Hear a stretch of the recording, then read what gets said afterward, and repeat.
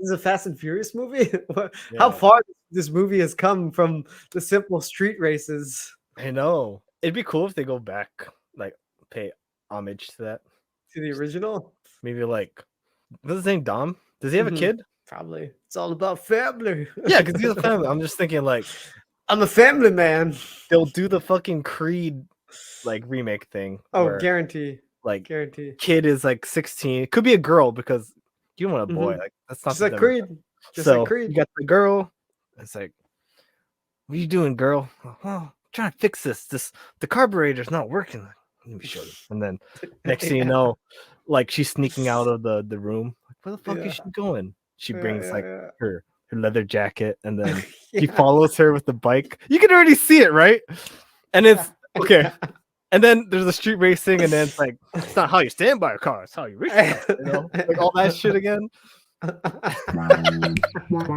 gonna. I would love to see that. Let's go. Yeah, like you said, like Creed, Yeah, bring where it back. he to steps form. into the coach role. Man, didn't you have like crazy like action hero stories? Never did any of that. Like he's jumping off planes and shit, right? What up, motherfucker? What up, cool guy? Going on? You're the cool guy over here with the new cut hair over there. Choo! Look at that. Smooth guy with the sunglasses. What's happening? I'm just having fun. Throwing you off guard, man. Changing things up. Changing things up. Oh, what do I do? Catching you off guard. He's in sunglasses. Is he hiding something? Improvise. No, that'd be fun, right? Some major black eye or something. What happened to me today? No, just being a silly fuck. You silly Philly You guy. silly old bear. How are you, man? Besides Good. the new haircut, what's happening? What's the haps? Well, the reason I got a haircut is because Friday was Steph and I's 7-year anniversary from meeting. Well, not Friday, I guess Cool. technically today, but we went and celebrated on Friday. So we saw a comedy show and got some Korean barbecue at a new spot. So it was new good. place that you like? Well, a new place that we didn't try before. All right. But, so let me see. yeah. Who did you see anything fun? The comedy night that night? Yeah, it was good. A comic. I don't know if you know Eliza Schlesinger. Yeah. I think she's been on Rogan. Blonde hair. I Blonde. believe. Yeah. She seems cool Yeah. whenever they talk. They seem like Yeah, they have a nice chemistry. How's her? she's good. How's her comedy? Well, it's the second time we've seen her. We saw her at the Republic like in 2018, and we've seen her specials because she has a bunch of specials on Netflix. So we've watched. I think we've seen them all.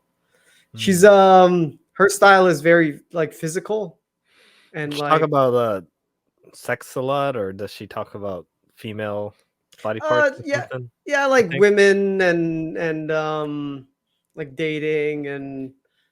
How is the comedy as a male, like a older, like a the age you're at, like is it relatable or is it more skewed to I don't know, a different genre or different audience? I mean, like I'm used to her comedy, so it was fine. Like I don't have like a problem, and it's more relatable because she's like really big on the generations. So she's like always talks about being a millennial, and so it's I can identify with that part, and then like just hearing like the women's perspective on dating and culture and social media and all that shit. So yeah, it was good. Yeah, she's it didn't disappoint. It was a good show. Nice. She did good. Yeah. Any interaction? Funny. You just in the front. No, what's going on? No, we were like row G. So what is that? A, B, C, D, E, F. Like seventh row. You can still see her. But you're in the black. Like you can't. Yeah, see. I'm probably in the dark. Yeah. Batman over here.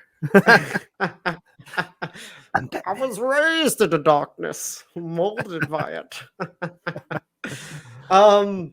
But her crowd, What's like, going on? okay. What's going on? You got a face where something's get spicy. Was it just Okay. like someone got upset? Did you get No. So her act was great. She was good. Enjoyed her stuff. What's going on? No, like I was just surprised, like because the last time we saw her was at the Republic, which is like a smaller venue. Any and now bananas she's there? Huh? Any bananas there? No bananas. Sorry, I don't know what the Republic is. It's like I know what Banana Republic is though. It's like a concert venue, like a nightclub kind of venue. It's usually like skews a little younger. Where's as far that? as it's across from Alden on top of District. Do you know where District is? No. It was something else before that. It was a nightclub downstairs. Interesting. It's across from Alden. Anyway, yeah, so it was cool to see her in the Hawaii Theater, a larger venue. It was interesting because it reminded me of the theaters that we went to in New York, but it was such a Hawaii crowd. I'm like, man, the Hawaii crowd. I like the Hawaii crowd. The Hawaii crowd is my crowd. You gonna say but? Oh no, but I thought you were gonna say but. It was just comparing it because it's like the Hawaii Theater is like a classic old school theater, so it reminded me of the theaters in New York. But like the crowd in New York is different than the crowd here in Hawaii. How so? Like, let's dive into that. What do you mean that you like more casual? Hawaii? More casual. Like in New York, I feel like people would like dress up for the shows and stuff, and a little more. Did you feel underdressed at that time, or? No, because there were also people that didn't dress up. It was just more people would dress up, versus in Hawaii, you got people just in t-shirts or aloha shirts and pretty chill. Because it was a Friday night, so I think maybe some. So you're in your element, like it's my people. Yeah, I felt comfortable. So now that you're comfortable, the drinks will make you feel even more comfortable. So no, we didn't end up getting drinks there. But but regardless, you're comfortable. I was comfortable. Yeah. Makes the experience more comfortable, right? Mm-hmm. If you're like, who is this crowd, and then you're watching something like. I'm just kidding. But her opening act wasn't my favorite. Ooh. He was like kind of like, well, at first Steph and I both thought he was gay. Is this guy from here, or is this someone she brought along with him? He's her opener, so yeah, she brought him along. But Steph and I both thought he was gay, just the way his mannerisms and stuff. Yeah, he talked about my girlfriend and his wife and son. Oh, wife. Like, okay, so you're not gay. But then like I don't know if you remember, like either on Rogan or at some other podcast where they talk about comedians that conflate cheers and claps with laughs. So he was kind of that social justice thing. Yeah, he was kind of like trying to, guys, I'm scared as a straight white man raising a son. I don't want to mess up, being an ally and all this shit. I'm like, oh my god, bro, can we get this shit out of here? But people are like, yeah, you'll be okay. Yeah, like somebody yelled out, "You got this!" I'm like, oh my god, this is a comedy show, guys. So you thought it just didn't belong here? Well, yeah, that, and then he was like telling like sob stories, like pulling at heartstrings. And like, so it wasn't comedy; it was just storytelling. Yeah, it was more storytelling than stand-up.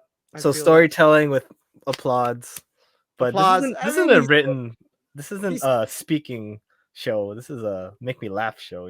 Yeah, and I mean, he still got some laughs, but it was like almost like a roller coaster ride where he was like, I'm scared, or when I had my stroke and whatever. I'm like, dude, you're really like bringing the mood down. So it's because you are a comedy connoisseur, so like I've been around the block. This is not what I see. This is like this is some social shit. I mean, like it was just interesting because usually when I see shows, I'm like, oh yeah, this is like straight up comedy, and this is the first time I saw. I was like, oh, this is what they're talking about, where they're going for cheers instead of laughs. It's like, whoa, I noticed like right off the bat. But what does Eliza think? Like, she's a part of the crowd with Joe Rogan where they talk about people like that, but Yeah. to bring someone on there to make you look better, you know how he talks about that too. Oh, I'm gonna bring someone who's not so good, so when I come up, you know. Well, I don't know. I mean, she leans pretty left too, but Yeah. so maybe they have the same ideals. Mm-hmm. But with her, it's it's more about the comedy. Like it was a lot more laughs versus with him, it was like he brought it to like a I don't know. Like I said, like you were saying, storytelling. It was like a storytelling aspect and virtue signaling. And then the guy next to us, he was a white dude, and his wife or girlfriend was Asian, and he was just like every time he was like, "Yeah, oh fuck yeah!" I was like, "Oh my god." Like, so what is this guy doing? Do you feel like when you were looking around that like, am I the only one that thinks like this, is reacting this way? As far Or do as you feel like everyone was mesmerized by his storytelling and not really noticing the theme that's not a comedy act, it's a pity act or something? Yeah, I feel like maybe most of the crowd was on board because, like, they were like eating it up as far as I Yeah. could tell. But it's a big room, so who knows? But You got a as third far eye, bro, but not everyone has that third eye. It's like something fishy is yeah, I mean, like, I'm not saying he was terrible. Like, he still no, told but good you just felt stories. But like I just, it wasn't comedy standards. yeah, this was like the woke comedian that I've heard so much Heard about. whispers. Yeah, I was like, oh, so this is what it's like when it's Yeah. more about like being woke than the comedy. Mm. Yeah. So it was just interesting. Like you said, like we go to a good amount of comedy shows, so to see that, In it's the like, wild. oh, yeah, it was different. It's Yeah. different than even because like even when Eliza came up and her whole act was like laugh after laugh after laugh, hitting the punchlines, the jokes. It was Yeah. good. So it's That's just pretty that even that contrast was noticeable, cool. Mm-hmm. but it was still good. The show overall was good. Sweet. Yeah. Well, so just one act and chewing up. Yeah. Yeah. So was that like a hour and a half type, or how Well, long the was show was supposed to start at 7, but these things never start on time. So it might have been Hawaii like, time, or is this just like this? yeah, Just the standard I, comedy. I think it's pretty standard because people are still like trying to get drinks or get through the doors, and so maybe it started. I would say it possibly started around 7:30. I don't know. I wasn't really watching my watch, but Yeah. I think, and then it finished at around 8:30. Maybe it started before 7:30 because it was about 8:30 when it finished. 8:45 maybe. So hour plus, hour to hour and a half, I would say. Nice. So since you've gone to a whole bunch, is there a standard how to deal with phones kind of thing? Or do they Mm. all handle it differently? Yeah, they all Do they do handle it the it Joe differently. Rogan style with the little Ziploc bag thing? Or Yeah, like when we went to Kevin Hart, he did the yonder bags where yonder? we had the yonder bags, like the legit ones that are magnetized locked and that you have to get them unmagnetized when you leave. And then when Oh, we by were someone? yeah, like you Nice. have to So you if have you to go want to back. use your phone, you go outside and be like, "Hey, can you unlock this for me?" That's Mhm. cool. Mhm. Yeah. And then when we went to the comedy clubs in New York, the Comedy Store and the Fat Black Pussycat, they just put them in these like almost like shipping bags Hmm. with Like the poly ones, yeah, bubble yeah, wrap or something. bubble wrap. Yeah, exactly. So Yeah. they put them in those. So, and yeah, that one, if you wanted to use it, you just go outside and open it up. For Eliza's, they just don't use your phones. So honor system, right? Just keep it in your pocket. So did you hear anything? No, it I didn't hear anything, but I saw a lady a couple rows in front of us pull her phone out to scream. show the person. Yeah, to show the person next to her Distracting, some right? picture. Yeah, I'm like, dude, put that shit away. Or learn how brightness works because some people don't know, and Well, it's like even if I'm it's just on the saying, if you lowest needed brightness. to, I wouldn't do it in this place, but if I needed to in a dark place, like I would put, the dimness. Yeah, because like I even put my watch on theater mode because I don't want. And then It would distract me too. Yeah. So. Yeah. Screens. You see it and you're like, "Fuck! What the fuck is fucking that?" Black mirrors. Yeah. White mirrors when they're lit. Yeah. Light up your face. I see White what you mirrors. look like. White mirrors. Yeah. But So, show's good. After that, you tried a new joint. Well, I don't know if I remember telling you that Steph and I were kind of disappointed with Sura when we took you and Janice there. I think you told us that night. Like, they kind of lost. They did or something. So like when we were in New York, we were craving Korean, and they have a little Koreatown in New York. So we were like, all right, let's go get some yakiniku. You find some ice, the all you can eat. Did they have any of that there? Well, there might have been, but we didn't find it, and we ended up going to a place that was fucking pricey as shit. Like you spent like 150 or something. 150 for like a 3-meat combo, and you're like, I'm still hungry. Well, we saw those prices, and Steph and I were like, let's get the fuck out of here. So we just left. Yeah. And we ended up going to like a Mexican cantina instead. There's something about like they have me and Janice wanted to get Korean barbecue too. She wanted to try another place, but it's not all you can eat. So like the combo, I was like, man, that's all you get for the combo? It's like, I don't know. Like, yeah.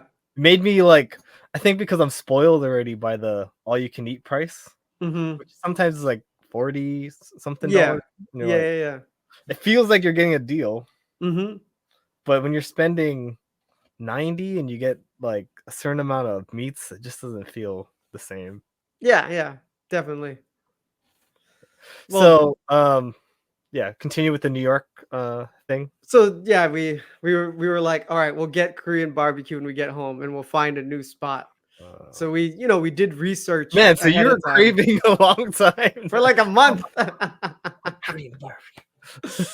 So we did like research a couple weeks ago to see like, okay, which one looks good, and we found like this old school family run Korean barbecue spot kind of by Walmart, and we checked it out after the show, and it's not all you can eat, but they had like a pretty decent combo for $80, which was like more than enough for Steph and I between the two of us, and a good variety of different meats. So it was good.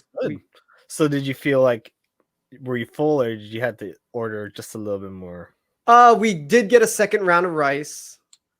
And I had a couple of beers, but like the meat combo between the two of us, it was more than enough. Like we were like struggling to finish it at the end because it was a pretty decent sized plate that was heaping with the meats, and it was like heaping. It was good, man. This is a good spot right here. Yeah, like it was with the combo, the extra order of rices, and a couple of beers. It was $100, so we were happy. Yeah, like all right, family style. Yeah, we were like the only non-Koreans in there. So it was like pretty legit then, if it was all Koreans. And it was definitely legit. Like even when we went to Sura, the sesame oil, I don't even think that was sesame oil. It didn't taste like sesame oil. But this place, sesame oil was on point. The spicy dipping sauce was on point. They had like this like paste, like almost like a tomato paste. It was all good, man. All the sides were good. It was traditional. Nice. No frills, no like loud music or 5 birthdays, but yeah. Even the environment matters. Like I don't want a too loud place, but I don't want quiet. I just want like just play some normal music and deliver me food. Yeah. Well, this place was like it's supposed to be open till midnight, and we got there around a little after 9. And there was like other people in there, and it was conversation, but there was no like music or anything. So then at a certain point it like cleared out around 10 or something, and it was quiet.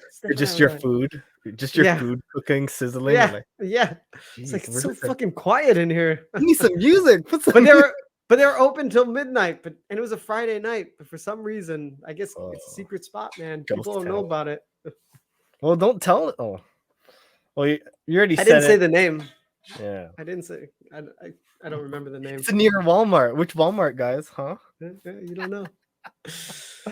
No deets. But it was good. It was good. And I ran into this guy who I recognized, but I couldn't remember where I knew him from. It's a jitsu And guy. no, because he asked me 2 questions.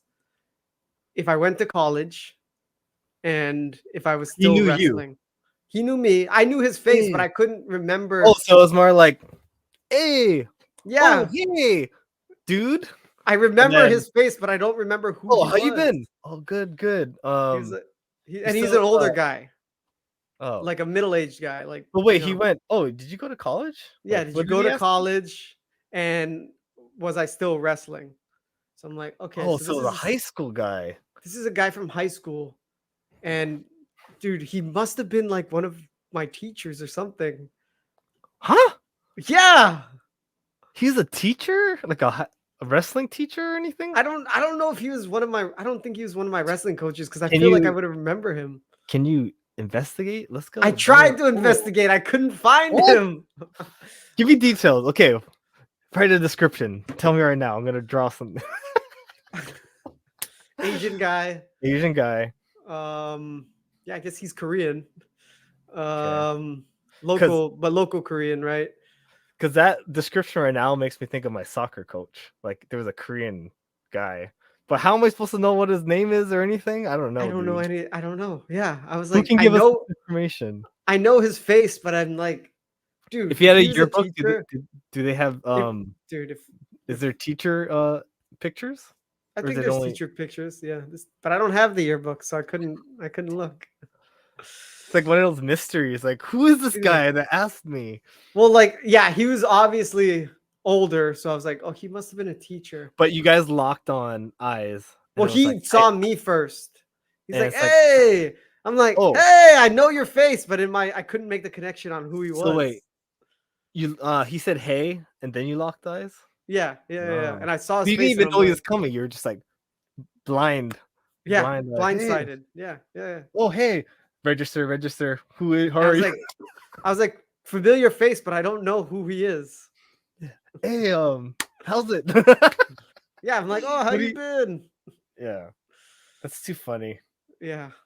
So I mean, I think he was. I don't think I've had that. Like, usually, like, I figure it out after a while. Like, dude, to this day, it's been 2 days that I can't figure it out. Till this day, like it's been forever. Well, you think eventually I'd be like, but yeah, it's been half my life, right? I haven't seen or thought about him in 17 years.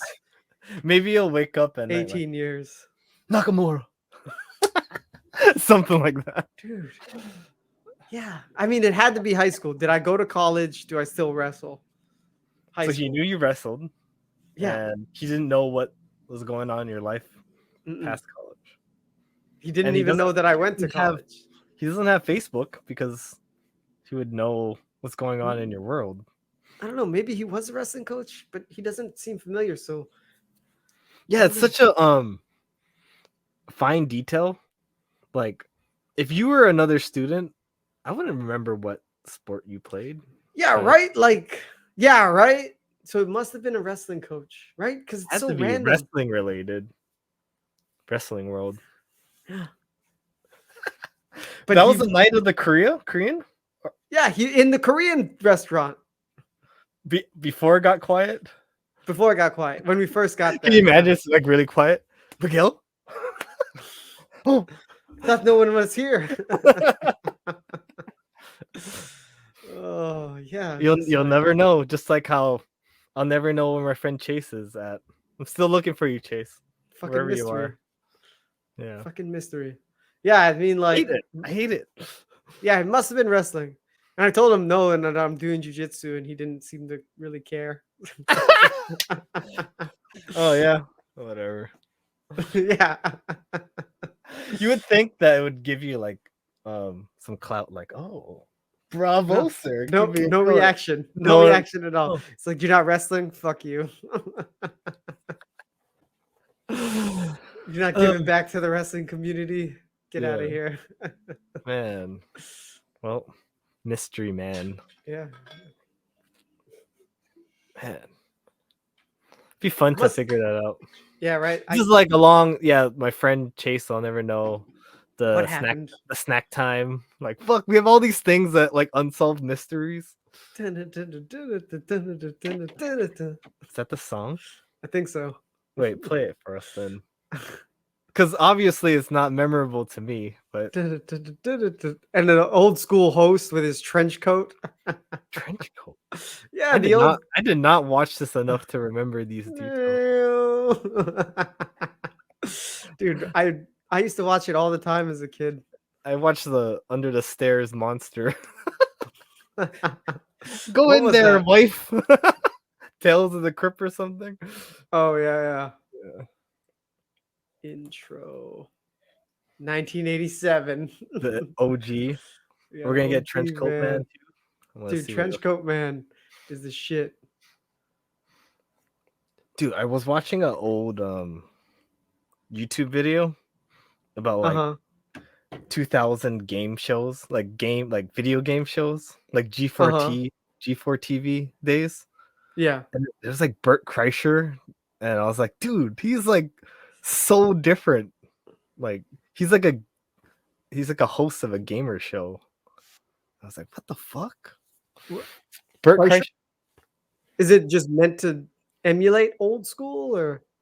No, these are actual 2000 game shows. And he was the host? Yeah. That's crazy. I mean, he was doing TV back then, right? Yeah.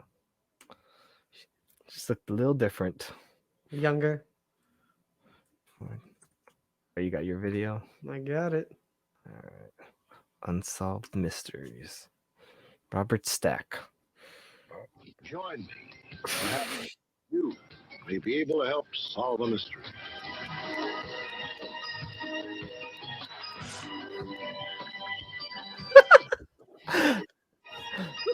Look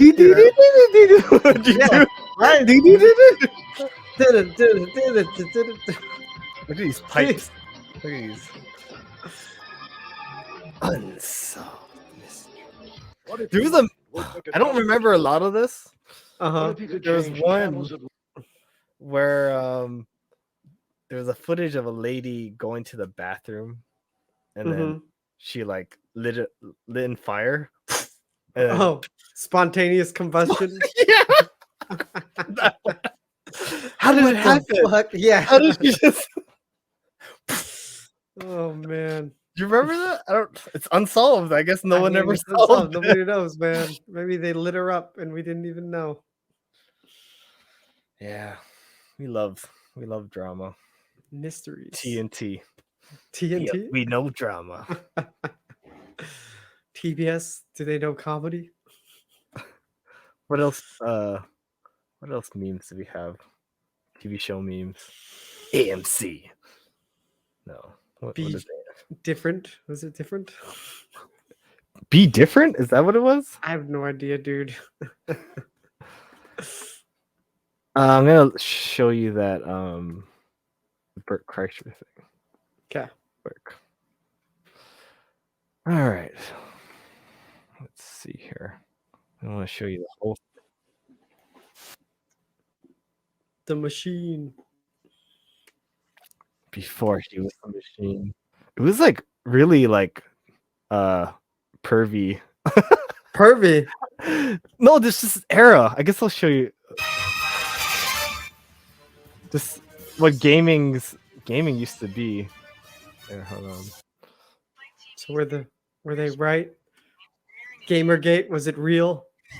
We're here to play free game for a shot in the nuts. The game we're playing for, Blitz League. Bert. To get kicked in the nuts. Evan, you picked Tabitha the cat and the NFL kicker Owen Pochman. You ready? I'm ready. Oh God, it's getting real right now. Oh. It's a fake cat. It's fake. Just a plush animal, okay? What you just watched is from Spike TV's Fresh Baked Spike Video TV. Games. Hosted Oh by yeah, Spike TV was like Machine. This is a 2006 Man channel, variety right? show for Yeah. gamers. Segments like electrocuting people while answering trivia, racing Yeah, the he looks elderly to different. see who can unbox and plug in a console first, and of course, free game for a shot in the nuts. Jackass days, right? Games cost $50. When you have newer titles like Dead or Alive 6, whose total DLC amounts to over 1,000, honestly, just hook me into the castration station. Fresh Baked had more informative segments showing off new technology, such as this gamer chair. It has speakers, built-in controllers, and it vibrates. But anyways, I just wanted to show you little Young Bert Kreischer. young Bert and what, Different man. 2006. That was a long time ago. Games used to be like, or That was when we were in high school. what TV shows used to be like in 2000s, you know? Like, yeah. Jackass friends who are too afraid to tell him to stop. It's MTV's Blastazoid from 2006. It was a TV special about these guys. These are like the two people that weren't even famous in Jackass, and they're trying to make a show. Do Jackass stuff, but on our show, you know? Yeah. Different times. Yeah, it's funny. Like one thing that Eliza said in her act that I was like, dude, that's so true. Spot on, man. Spot on. Because she was like talking about millennials versus Gen Z. And she was like, Gen Z is the one below us, right? Yeah, the younger generation below us. And she was like saying how like millennials, before the pandemic, we were young, and then all of a sudden, after the pandemic, we're suddenly old. How did that happen? It's true though. It's true. I mean, I don't know, like we became more adulty after 2020. Like I was like, I'm gonna make sure my finances in order, and like, you know, like all those things. Like, oh, I'm interested in adult things. Like, yeah, it was like a thing that like it was like a hard transition from young adulthood to like regular adulthood. Do you think that's like we're like, I need to get down to business kind of thing? Like, yeah, I mean, because you couldn't spend your money, like, time, right? Yeah. We had free time. We had to stay inside. Like, what am I gonna do with my life? Yeah. You know? Yeah, I mean, everybody kind of just like made moves. Yeah. So it was now, like I was like kind of slowing down. Yeah. And then it was like now. making moves, and now it's like making moves towards, you know, being full-fledged adults. It's like, oh, yeah, we're not the 20-somethings anymore. It's crazy. No, it's just my niece and nephews are getting older, and it's just like, whoa, they were just at the stage I was, like the college days, and just trippy to see, because that's when I felt like young and alive. Like, hey, this is like, you know, we got out of high school where we felt like kids, where it's my time. Yeah. Now you're outside, like it's the real world, and you want to show people what you got, and but now it's like a different era where like, hey, you take the reins. I'm Yeah, I mean, it blows my mind that I've been in the construction industry for like 10 years already. Like fucking 10 years? Where did that time go? Yeah. Like my job too, just like I've been here for like seven years now, 8 years. Right? It's like, what the fuck? Yeah. I never imagined I'd still be here. Like there's times like in the beginning I was like, I'm gonna find something else, and you know, I was hunting. But then somewhere along the line, and then, you know, COVID hit, and then things just changed. Like, oh, work from home is a thing, and like, opened up like doors for me. Yeah. I mean, crazy. Similar with me, right? I left this company to try to climb a corporate ladder, and I found out what that entailed, and I'm like, nah, I don't like this ladder. I'd rather that ladder. I'd rather just a good old 9 to 5 clock in, clock out, you know, not like work to live, not the other way around. Yeah. It's good, man. Yeah. Just we got old, but I'm happy. Man. It's kind of cool. I mean, do we want to have the same experiences for 20 more years? Just we want to experience something new. I think this is just a gradual life change. Yeah. No, it's some true. People kick and scream. Some just age gracefully. Like, this is my part. Yeah. In this earth. Yeah, right. No, I'm getting old. No, why is this? Oh, eradicate. Right. Oh, my white hair. Dude, I don't want to accept it. I'm getting I a wanna- bunch up in here, man. Like, Yeah, silvering out. yeah. Eradicate. Eradicate. That's okay. Yeah. Them's the breaks. Yeah. Hey, man. I mean, I think I had a fun growing up, and Yeah. We had a good life. got a good life, man. I was just telling Janice, like, oh yeah, I'm gonna miss like bro time, because now like bro time in the future, even if I get one, like it's not gonna just be us broing it out anymore. It's like broing with family and things like that. It's like, yeah, I can't game with my buddy, because then can I play dead? Okay, here. He'll be reminiscing. Yeah. I don't know, man. Whenever that GTA 6 comes out, I'm jumping on that shit. Dad, leave me alone. He'll be a baby still. You're gonna, yeah. But man, it was good times though. Yeah, it was good times. Drifting in your old car and always with the drifting. Pool balls. We got pool balls. We had a lot of good times, man. Waikiki fun. We had a lot of fun in Waikiki. Yeah. Memories. It'll be reminiscing in the future, just like, oh, the good times. Yeah. Because we were in the caught in the windswept of just our life. And your path is over here, Miguel. Mine's is here. It's like every so often we can converge. Yeah. But yeah, we have little interconnections with these podcasts. We do, dude. Yeah. It's weekly check-ins. Yeah. It's good. Good. All right, man. You have any topics? I'm kind of a little dry this week. I got a couple. The fact that you brought up the Jackass guys.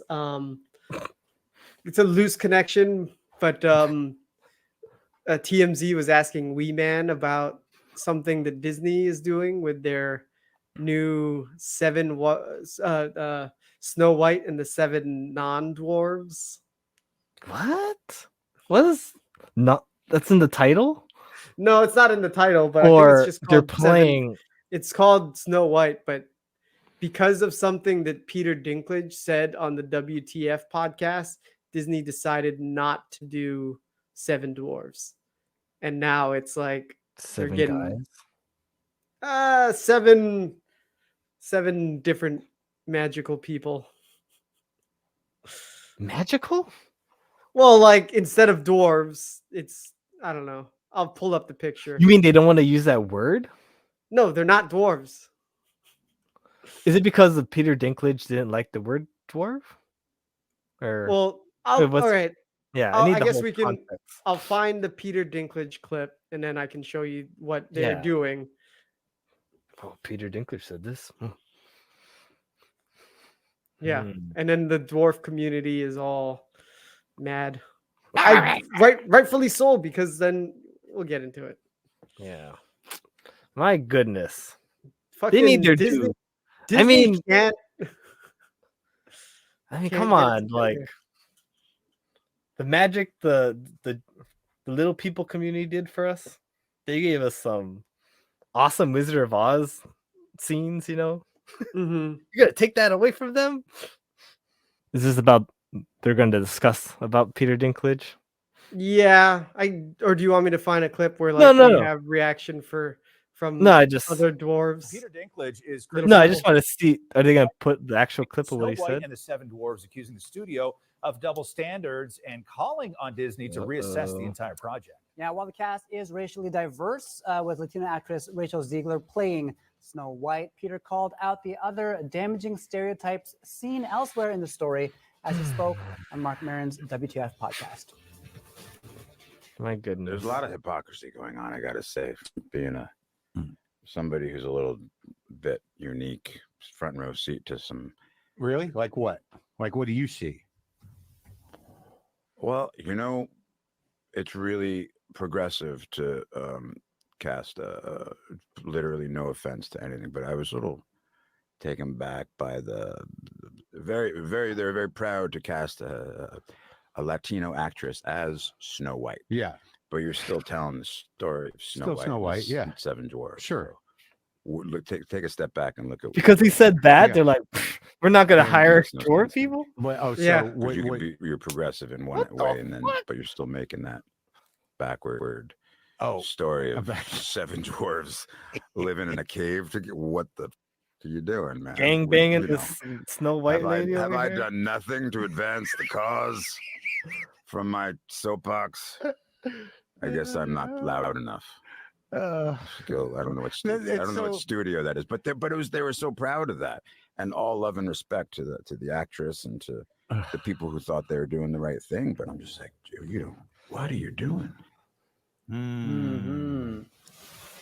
What It's do you interesting guys with Peter think? Dinklage because Yeah, right. you know it takes a Peter Dinklage. They don't to wanna point get that out, where canceled. everybody was like, "Yeah, oh my God, it's amazing," and then you hear his perspective. But that's like with everything else. It's it only takes one person to sort of point something out, and then you're like, "Oh yeah, right."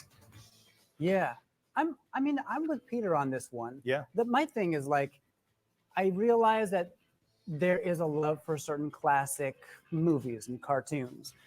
There are a lot of things that just don't translate anymore. It just don't work anymore in 2022 with the things that we know and the way that we want to move forward. And I don't know, from my point of view, I kind of like, I don't need another Snow White. And again, like he's saying, no offense to the people putting it together, but I don't need another Snow White story. Aren't there other cultures that we can pull? It's like, Disney just doing all these remakes.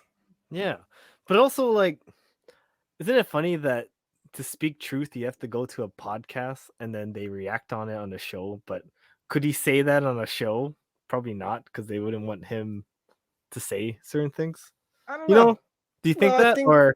I think he has enough pull where he could say it on any platform. Hmm. I mean, he's the only Just dwarf. happened to be on the podcast. He's the only little person that you know by name, I would think. Besides WeeMan. WeeMan, but And wait, WeeMan's just that's someone from Jackass. But yeah. what's the other one from Austin Powers? Rest in peace, right? That was him. Vern Troyer. Yeah. He had a clout in the 2000 days. He did. Austin He did have the Powers. clout. So because he he says more. No.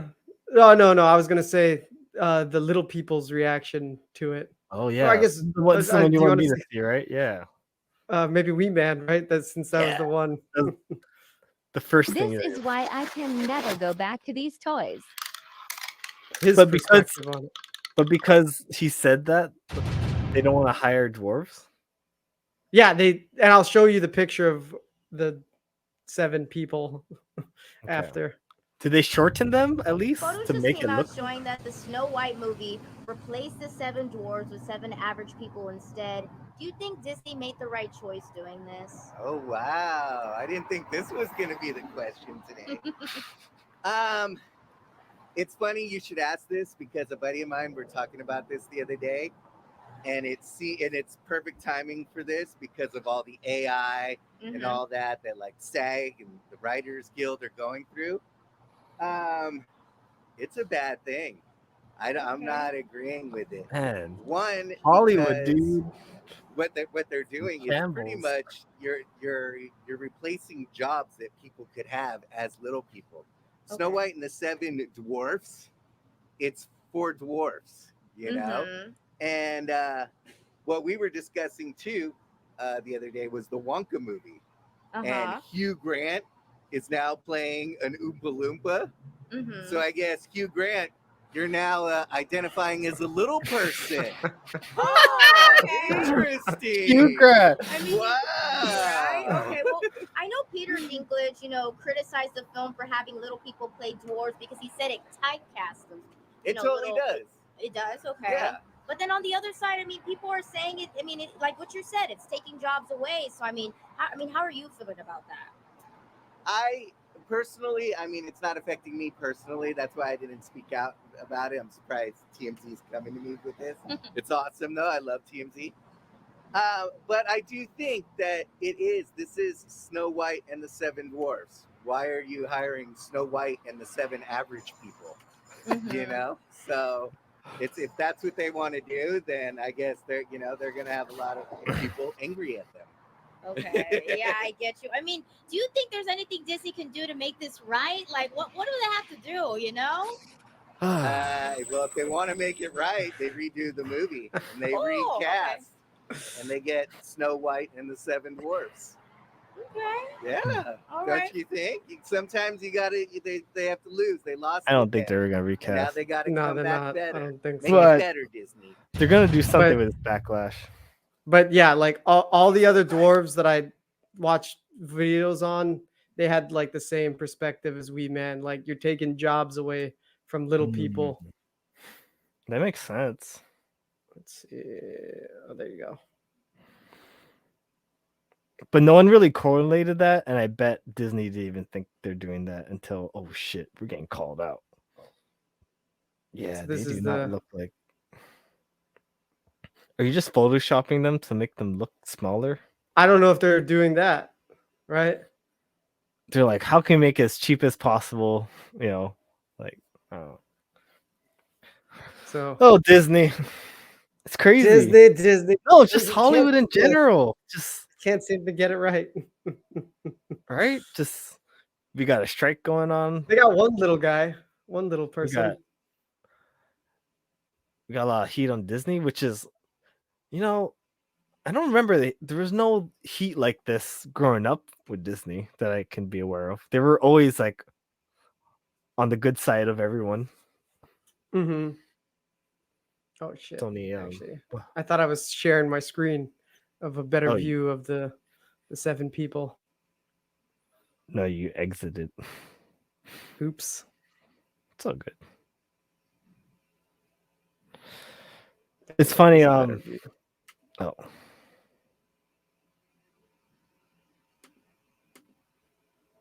Okay. This is so the times, right? It's the times. Oh my god. So yeah, Disney, you can't seem to get it right. But you were saying just Hollywood in general. I guess. Right?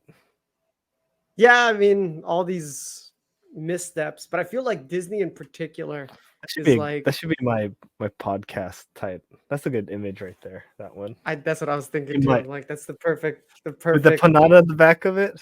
Just like, Yeah. I was thinking the maybe. same Yeah, thing. maybe. It depends on what else we talk about. What else we but I'm talk like, about, yeah, "Ugh." but that one looks pretty good. Yeah, I mean, I guess you're right, Hollywood in general, but it feels like Disney in particular just can't get it It's like, right. what- Yeah. Like they've gone once- so far downhill. I feel like.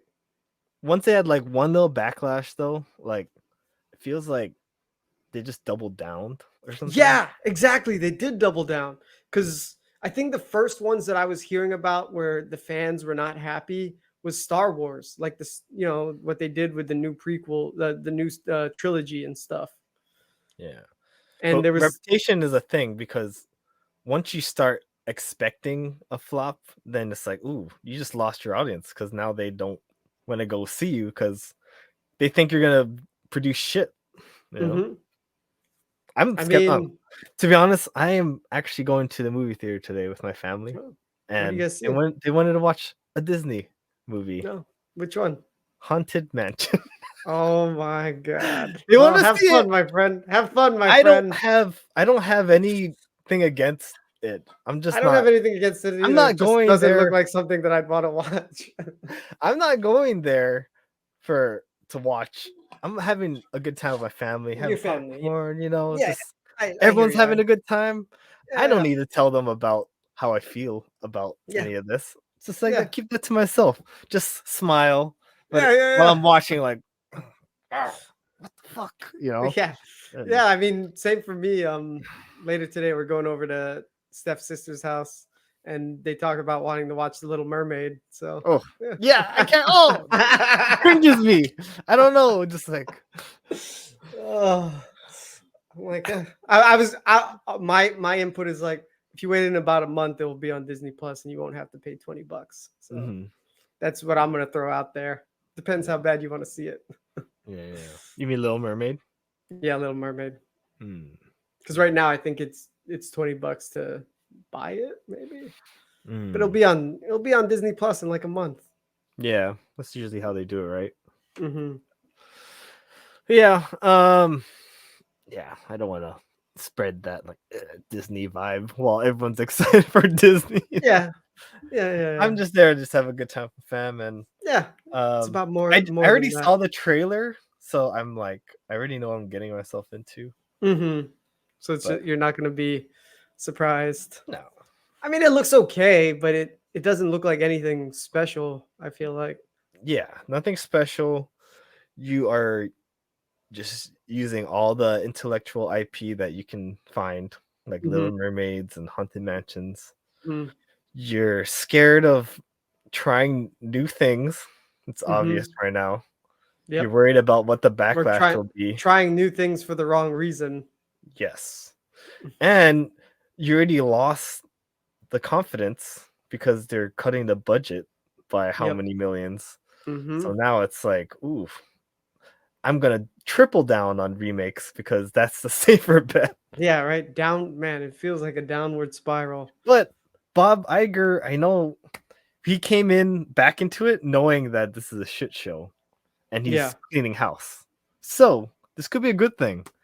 I mean, he initially did bring like, the Star Wars and the Marvel together. And it was epic when he was around, right? He had standards. Yeah, I guess so. I guess because when did he step down previously, and when that Bob Chapek or whatever step in? Good question. I don't know the exact dates, Let's but see. let's correlate what movies a year or two after came out after he left, right? I assume. Oh, look at that! Google was listening to me because they knew who I was looking for. Bob Chapek. Bob Sacramento over here. They knew those fucks. The Walt Disney Company from 2020 to 2022. 2022. When was Endgame? Let's go. 2019, I think. Oh, okay. 2022. So during COVID, he knew all that shit was happening during COVID. I mean, he knew that they were gonna make TV shows. Maybe he just didn't know it was gonna saturate the intellect. I mean, they really did saturate it. Disney Plus. It was trying to feed the Disney Plus machine to try to keep subscribers, and it didn't work.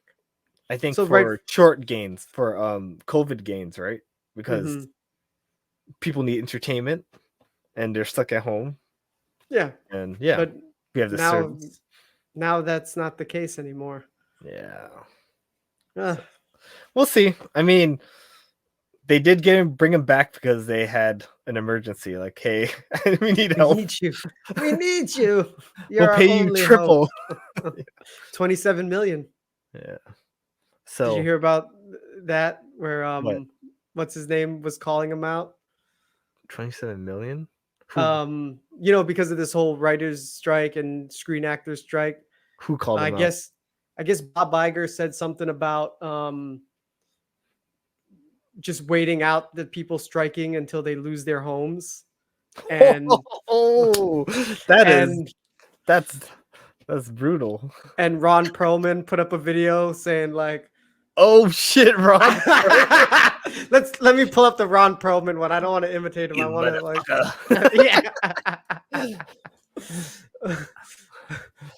London is my home. Get my biker gang out after you. Yeah, did you ever watch that? No, the biker one? It was good, dude. It was like fucking Lion King. With the whole uncle who's like, is it the Hamlet story? The uncle who's like, I'm trying to help you out, but I'm really like stabbing you in the back, uncle type of shit. I could see. Long live the king. Yeah, he's that kind of guy. He's that guy in the biker thing. Like he's really screwing Simba. Oh, I can see that. The biker gang Simba. Oh my god, he kind of aged a little, huh? Wait, let me restart it. Okay. the motherfucker who said we're going to keep this thing going until people start losing their houses and their apartments. Listen to me, motherfucker. A lot of ways to lose your house. Some of it is financial, some of it is karma, and some of it is just figuring out who the said that. And we know who said that and where he lives. I'm coming for you, a lot of bitch. ways to lose your house. You wish that on people. You wish gonna that burn his families house? starve Oh, while fuck. you're making $27 million a year for creating nothing. Be careful, mother. Be really careful. There's a lot of ways to lose a That's house. kind of stirs up. He sounds like he's gonna burn his house. But yeah, it was Bob Iger who said that. And so Ron Perlman's like, motherfucker, there's a lot of ways to lose Lot your of house. ways to lose your house. This guy. Yeah. Pretty. But like he's really emulating his characters. where it's not like an actual threat. There's a lot of ways to lose your house, motherfucker. Someone might find yourself with a burnt house when you come back home. You know? Make sure you check your pool now. Some shit like that. Yeah. Well, that was fun. Hollywood, man. Hollywood's not loving the short people. Mm-mm. And you know who else doesn't love short people? Who? Randy Newman. Innovation is to change the course of Western music. I haven't liked the way it's been going, so I just make another record. Can I give all these people the finger? What the fuck?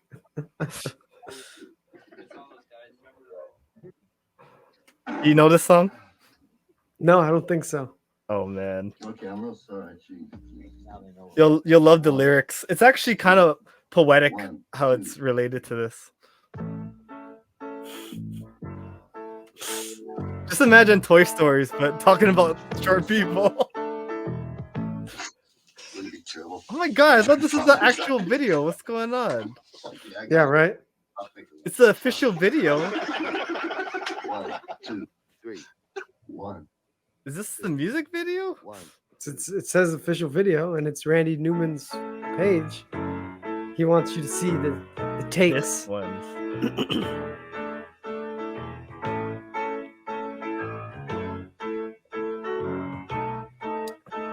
This is for you, WeeMan. WeeMan. Short people got no reason. Short people got no reason. Short people got no reason to live. Jesus. Listen to this. Fuck. Little hand. What the fuck? Somebody's gonna cancel him for this one. Little nose, tiny little teeth. What? Platform shoes on nasty little feet. Well, I don't want no short people. This is Disney's song. This is Disney's song? No, because they don't want short people around. Oh yeah. They don't want short people around here, dude. Oh my god. I can't believe this is a song. This is a song, man. On short people. Short people are just the same as you and I. They're just the same. It's a wonderful world. But you're just talking shit about me. Yeah, what the fuck?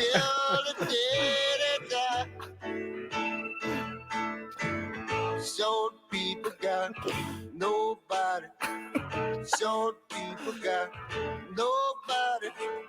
Short people got They got each other. nobody to love. They don't have anyone to love. They got the baby legs, they stand so low. You got to pick them up just to say hello. They got little cars that go beep, beep, beep. They got little voices going How did Randy Newman make a career of doing like the same type of song over and over? He said he has little voices that go peep, peep, peep. every time. Well, I don't want no short people. This has more layers now ever since what you told me about Disney not wanting short people. They don't want them. Keep them in the background. We don't want to see them. Gosh. What does the comment section say? Does anybody say anything about Disney? I feel like they would. Let's see. Recent little cars that go beep beep beep. Newest. No, nobody's on the Disney train. I would have thought this is Disney's song, like you said. No, I guess not. Same guy who sang Toy Story. I want to hear that part. Son of a bitch. They got little cars that go beep, beep, beep. They got little voices going beep, beep, beep. They got You heard him. You heard it, folks. Short people. He don't want no short people. The voices go beep, beep, beep. That's like Bob Iger walking through the office. When he's WeeMan. Beep, beep, beep. God They damn. got tiny little legs. So mean. On their little gross feet. He said gross. What the fuck?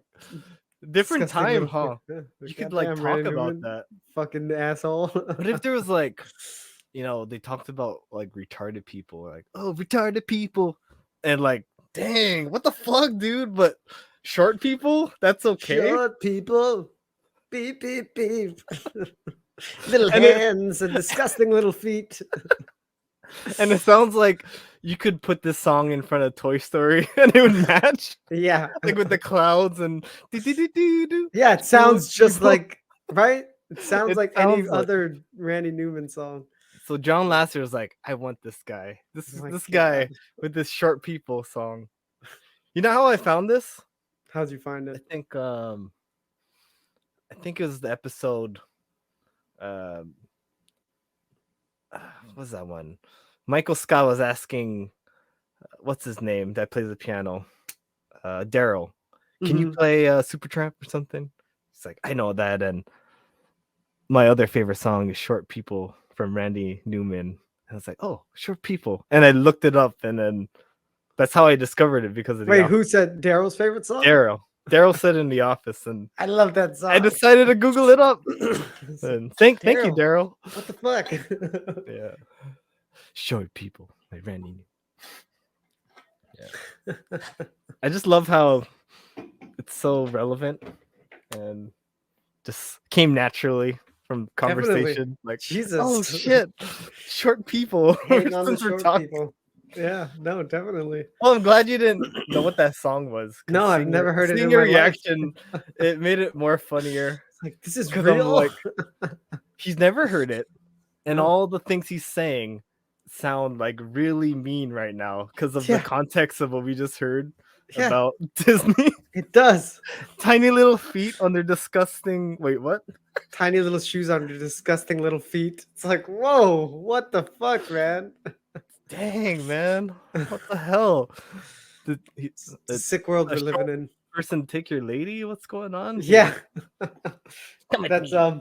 that's yeah. Me, myself, and Irene. Short person took his Oh lady. yeah, the little black guy, right? Yeah. Don't know his name. Yeah. Sorry, dude. Little person. Another little person I like is from Jingles All the Way. It's the Grinch, Scatter. He played the little elf. Oh, yeah. He's like the badass little man. Yeah. There's that scene where he's like smiling. Yeah. $50, you want it? Yeah. How do I know Little this no buddy. scam? Oh, he's not the one that got punched, but Is he not? there's another small There's a guy. little buddy. Little buddy. Was that Hulk Hogan? I'm gonna. No, that get was your balls, bub. fuck, that was another WWE guy. Oh, yeah. the Giant. Yeah. Giant, right? Fuck, what was his name? I can't remember his name. He's not called the Giant. What's his name's brother? Undertaker's brother. right? Yeah, I can't remember. Yeah, I can't you remember. knew a little wrestling. This guy. Yeah, I mean, you couldn't get away from it. All the kids loved it. Yeah. By default, I knew who the characters were, but I never watched it myself. I think I had a classmate who showed a picture, and he took a picture with The Rock, and he showed like his thing, and he's like, "Oh, like, he's my uncle or something." But I think Yeah. like He I was think it was everybody's uncle. bullshit. I think Yeah. it was bullshit. Like he was just trying Yeah. to be cooler. Yeah. Oh, can you get Dwayne to like hang out with us at the birthday? Yeah. I'll see what I can do. You gonna invite me though? Yeah, It's I'll like- invite you. It's Just like bring Dwayne. Spider-Man, Yeah. Homecoming. Bring Spider-Man. Yeah. I think that's what that guy was doing. Yeah. Sneaky. Fun. Yeah, I mean, there was this one kid that said Jack Johnson was his uncle. Jack Johnson, huh? Yeah. And I'm Was sure there, a lot of kids these days say Jason Momoa is their uncle. I do remember what was it called? Someone saying, someone's sister hanged out with him. I wouldn't say Christina Aguilera's sister. No. It was someone's sister. Britney Spears' sister Mm-hmm. hanged out with someone at like in our school or something. Like with her. I was like, oh, cool. Like I was thinking, oh, can I get in that party? You know, that kind of. Yeah. You want to be where the cool people are, you know? I want to be where the people are. Cool people are. Fuck, you even know the song. That's how it's ingrained. But now you gotta watch the live action, motherfucker. I mean, all these Disney movies were classics, and they're tainting like, it. They're tainting tainting the it, water. like all of them. Like Does all it of make them. you want to Lion watch the old King, one? Aladdin. It kind of deters me of like anything Kind Disney, of does. to be honest. It kind of does. It kind of does. It's sad. Yeah. Where I'm like, I don't look at you the same, Diz. You know? Sorry, You Diz. ruined yourself, Diz. You used to stand for something. Yeah. Before, Or at least just Walt it's just Disney about the stole kids. all his. It's just about the kid's dream, you know, like wishing upon a star. Like Now it's like we're gonna tell the kids what their dream is. Yeah, and who there should be dreaming with and shit Yeah. like that. Yeah. Anywho, you got any other dreams for me? Since we were talking about uncles, Jason Momoa was here in Hawaii. And I Oh, yeah? figured, yeah. Did you and see him? No, I didn't see him. Oh. But I guess Dennis saw Joe Coy. Oh, randomly. okay. But That's cool. But yeah, just a random. You still work with him? No, he went back to his old company. Oh, okay. Cool. Let's see if I can find that news report. Was everyone like, Jay- oh, I gotta find him? Like, where is he? Well, no, he I guess he was releasing a new vodka Okay. at Costco. So he was like signing bottles. Which one? Which Costco? The most busy Costco in the US. Oh shit! The Did you decide the I'm gonna Evil check it one. out? No, I didn't even know. I just saw But if you this did, would video. you? Or you're like, I don't need to see him. No, fuck that shit. I don't want to shake his hand.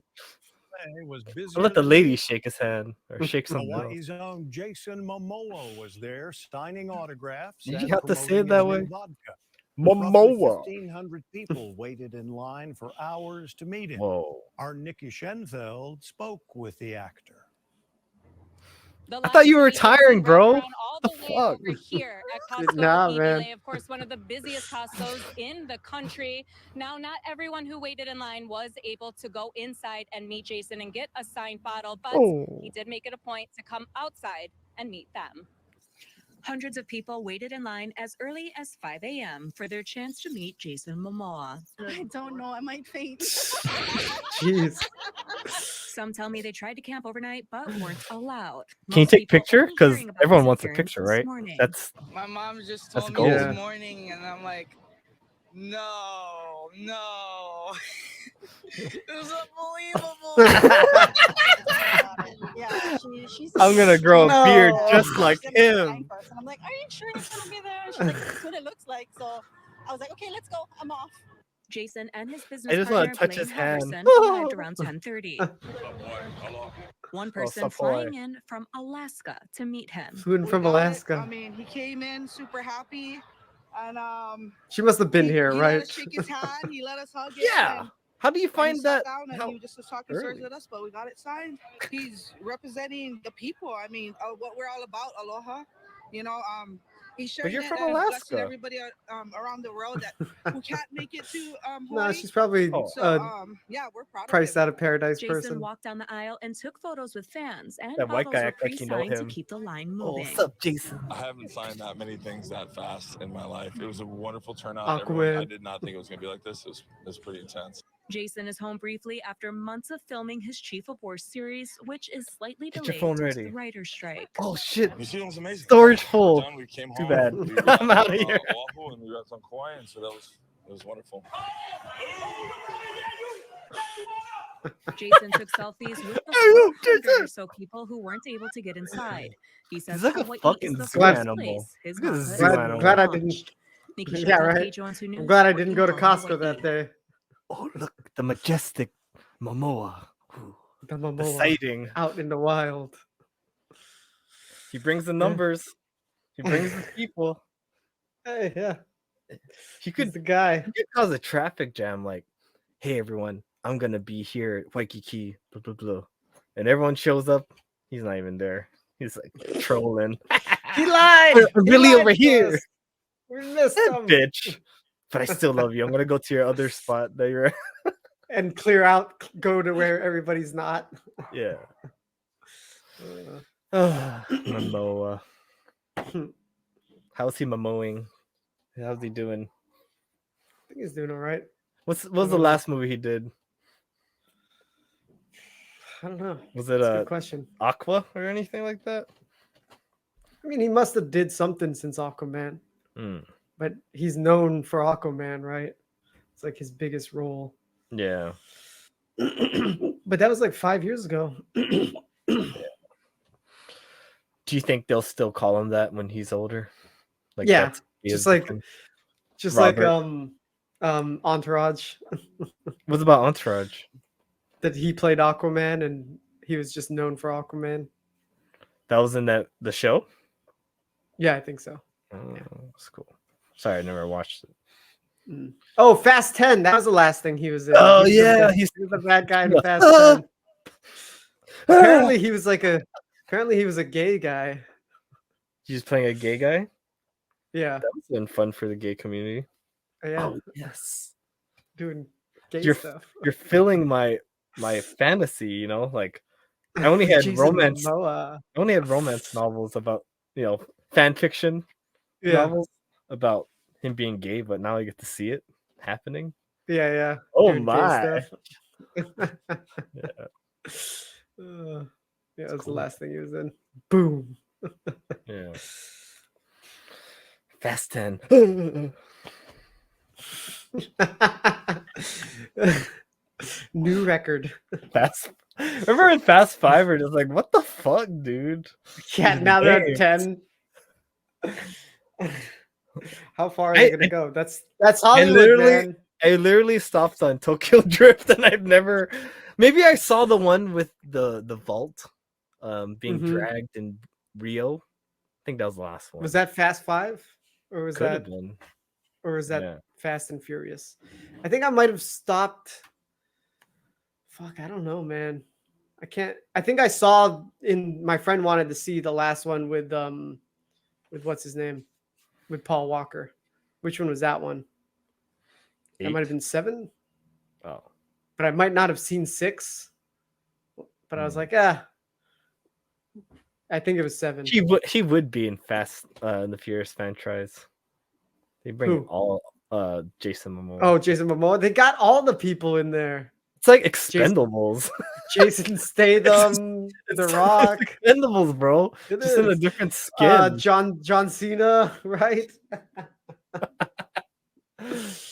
The humble days when they brought Ludacris in Too Fast, Too Furious. Yeah. And what's his name? And With his afro. yeah. Man, yeah. And didn't like in that vault one, they they had separate scenes for The Rock and Vin Diesel because like they didn't like each other or some shit. Yeah. Oh my god. But didn't they have a scene together alphas. eventually? Alphas. I think they did it separate. As if like there's a stand-in and they're talking to some. Oh my god. Because they don't like. Fuck. Can you imagine Why? the drama and you can't talk about like. Oh, he's here. I'll be back. Yeah. Like you'll be blacklisted if you. Hey, this is just. Oh my god. Don't bring it up about their drama. That's ridiculous. Yeah. So was that the only one that The Rock was in, and then he did the Hobbs and Shaw spinoff? Didn't they go to like? Yeah, I think so, right? But didn't he go to like Samoa or something in that one? I don't know. Yeah. There's some wine people. Yeah. Yahoo! And hitting people with sticks and shit, right? Sorry, sticks. Sorry, it sounds so bad. I meant those paddles that have like the shark teeth, right? Yeah. Dude, I love those paddles though. Those are I mean, he has the pool to like, make his roles more Polynesian. So that I'm down with that. But sticks. Fast and Furious. This is a Fast and Furious movie. How far this movie has come from the simple street races. I know. It'd be cool if they go back, like pay homage to that. To the original? Yeah. Maybe like what's his name? Dom? Does he have a kid? Probably. It's all about family. Yeah, because he's a family. I'm just thinking like I'm a family man. They'll do the fucking Creed like remake thing. Oh, guarantee. Like guarantee. Kid is like 16. It could be a girl because you don't want a boy. Like that's not just like Creed. Just like Creed. You got the girl. It's like, what are you doing, girl? Well, I'm trying to fix this. The carburetor's not working. Let me show you. And then next thing you know, like she's sneaking out of the room. Like, where the fuck is she going? She brings her leather jacket, and then he follows her with the bike. You can already see it, right? And it's okay. And then there's the street racing, and then it's like, it's not how you stand by a car, it's how you race a car, like all that shit again. I would love to see that. Let's go. Yeah, like you said, like Creed. Yeah. Bring it back he steps into the coach role. Dad, didn't you have like crazy like action hero stories? No, I never did any of that. Like he's jumping off planes and shit, right? Yeah. Like he's triple X basically, right? Yeah, he is triple X. But he was the first X, then Ice Cube took over, right? Yeah, he was the original triple X. Yeah, he did one triple X, but then he wanted too much money, so they recast him, I think. Oh. And I think that's what happened with Fast and Furious, right? Same thing. That's why he wasn't in the second one of Fast and Furious. He was too big. He was too big for his britches, man. He thought he could like get the money, and they're like, "Yeah, we." You don't know my worth. And they brought him back. Groot. I get paid millions to say one thing. Disney money. You're gonna say? Do it. What? You're gonna use the word. I am I Groot. thought you guys. No, yeah, it's the way he it's how he says "I am Groot." That's what he was saying. It's like there's different ways to say "I am Groot" where he's saying different things. Yeah. Yeah, you work hard. Yes, you work hard. Yeah. But I don't know. Maybe he just has that Hollywood attitude like Mr. Echo. I am worth more. Get recasted. You know? Yeah. And now listen to me, motherfucker. Well, I guess Vin has the status, but Mr. Echo just couldn't get it. Sorry, Mr. Echo. Wasn't he in some movie? I saw him in some movie as like a small bit role. I think maybe the G.I. Joe movie. I think he was in the G.I. Joe movie with Channing Tatum. Yeah, it didn't work out for him. Sorry, dude. I think he probably just doesn't play well with others. And like, yeah, you just don't want to. I don't want to work with that guy again. Mm-hmm. First of all, he's asking for more money, and also he thinks he's the star and demands more time on the screen or something. But I got news for you, Walter Cronkite. You're not. You're not, or is it you aren't? I thought it was. This is like, I am your father. Yeah, man. Yeah. I don't have much more. I have a video I'd like to share. Okay. But, I got one more. Yeah, thing. if you got topics, go for it, man. Did you hear all this drama about this Jason Aldean song? Jason Aldean. What was it? That name has try not- that.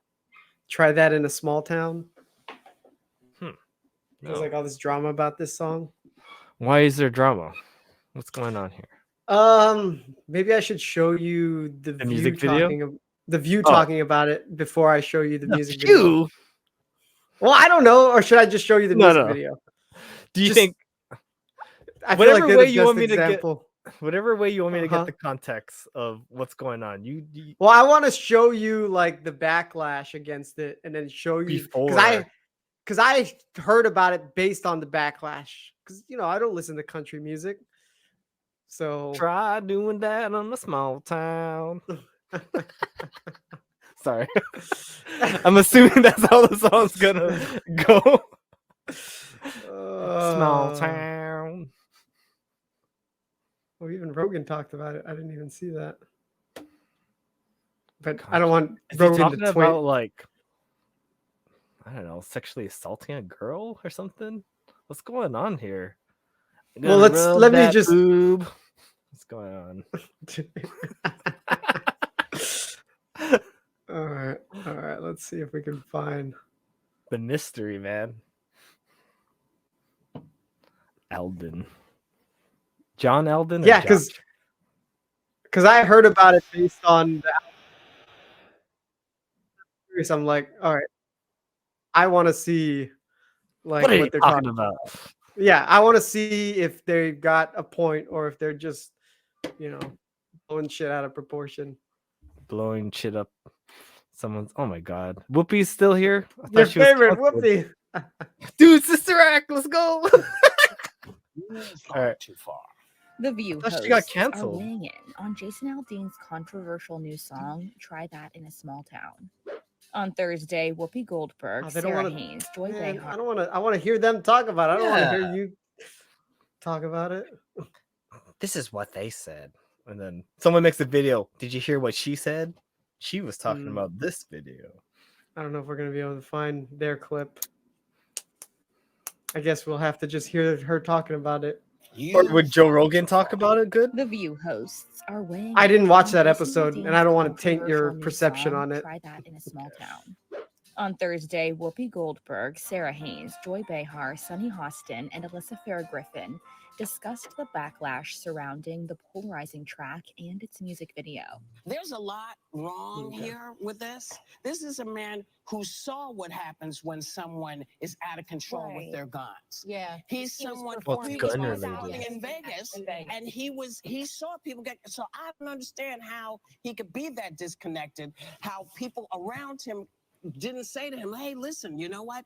Maybe there's a better way to do this." While Sarah and Joy focused on his lyrics related to small towns and big cities, Alyssa said she was going to give the country star the benefit of the doubt.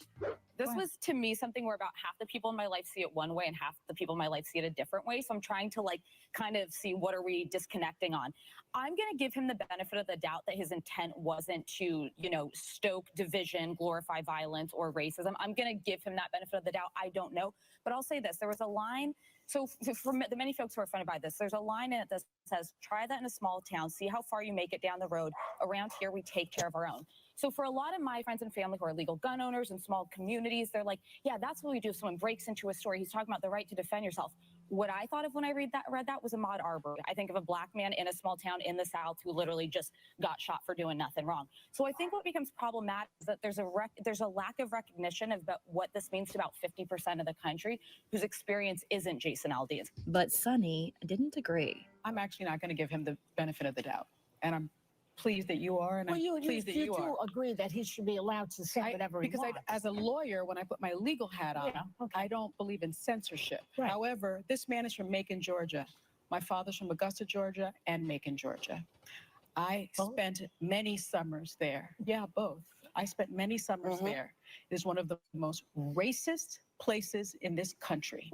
So don't tell me that he knew nothing about what that imagery meant and what he. So I don't give him the benefit. But I'm saying, along with him, more people Those should are also square be shoulders. Tried that in a small town's lyrics include, quote, got a gun that my granddad gave me. They say one day they're gonna round up. Well, that might fly in the city. Good luck. Try that in a small town. See how far you make it down the road. You cross that line, it won't take long for you to find out. I recommend you don't. Try that in a small town. The music video features So it's videos about of trying to take your guns. protests. Well, let's watch the video. Let's watch the video. To me, it's not, that lyric, but okay.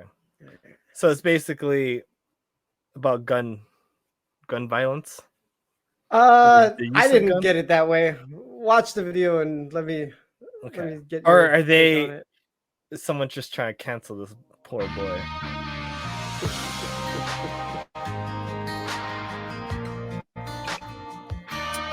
What is this, Tiger King? This reminds me of Tiger King for some his music videos he did. Yeah, right. Somebody on the sidewalk, carjacking old lady at a red light. Pull a gun on the owner of a liquor store. You think it's cool, act a fool if you like. Cuss out a cop, spit in his face.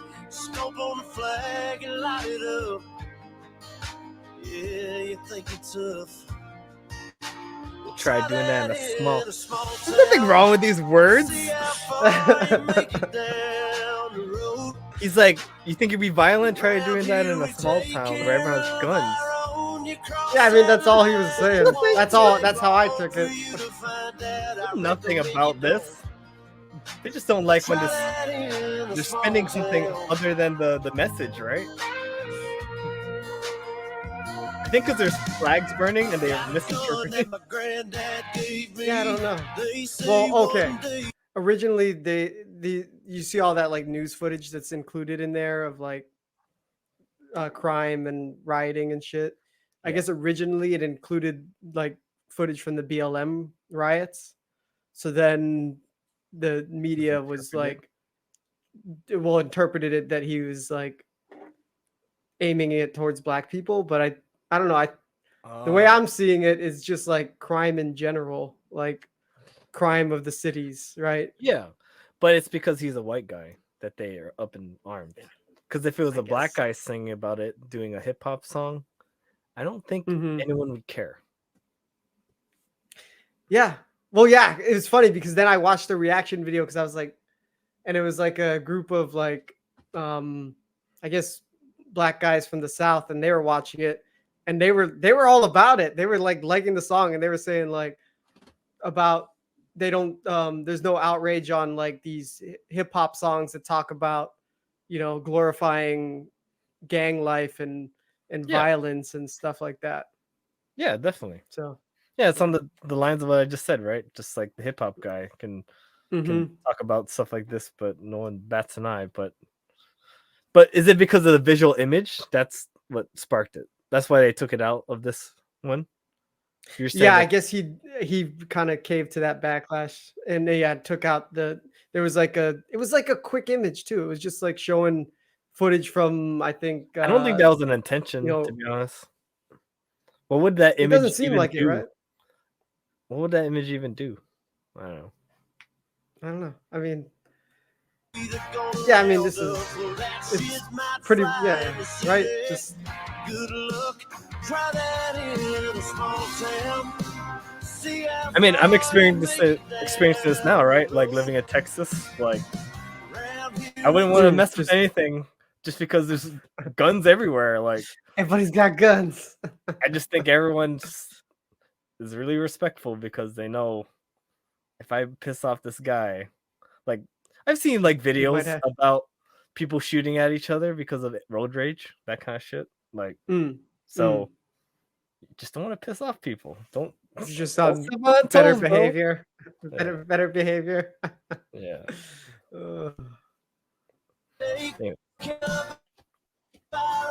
You cross that line, it won't take long for you to find out. I recommend you don't.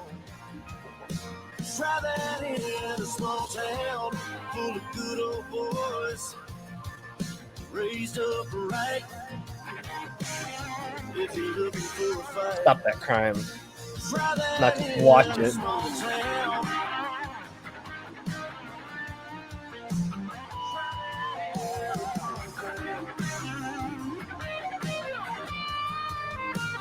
Try that in a small town.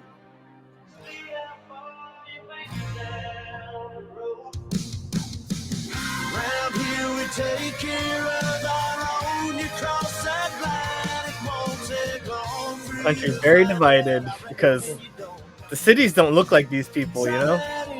I see these people in my area, but they're nice people. I have nothing Yeah, against, you know? But it's because I see it. But Right, I'm like, this is just a classic case of the media like painting something a certain way. And I think it's a distraction. Because like when I watched you know? it, I'm like, yeah, there's nothing really that bad about it. Yeah. Alright, I think it's a kinda wanna see what- distraction. That's all.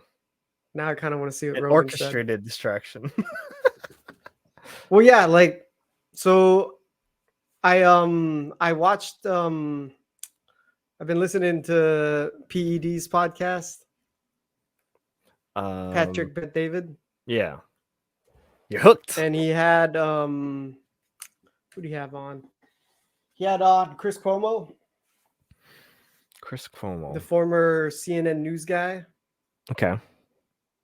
And yeah, they were just talking about and I feel like that's what a lot of people are talking about now. Like they were like talking about how people used to, even though they didn't agree on politics, that they could still talk to each other, right?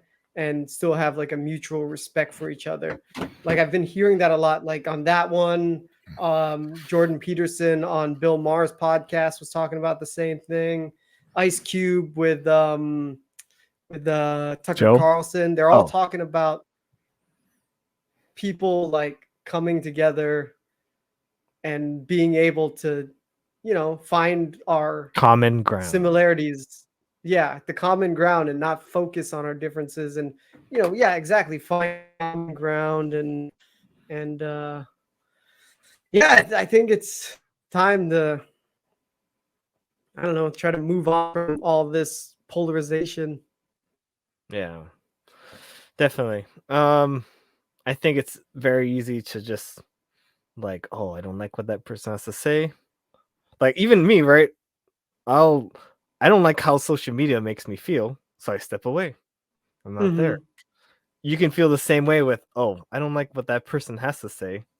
I'm gonna step away and never have to hear about it. But when it comes, but then you don't like talk about it, then you're outraged. Like, how could they believe this way? Rather than like finding the common ground and understanding that perspective and making your case, stuff like that. Yeah. Yeah, I agree. I didn't really hear it, but I think I get finding common ground, and also not being afraid to make your case because you know that person will respectively just hear you. Yeah. I mean, we don't have to agree on everything. That's fine. You're never gonna always agree on anything. It's just the fact that we got to just figure out a way to turn this ship around, man, because shit is getting fucked.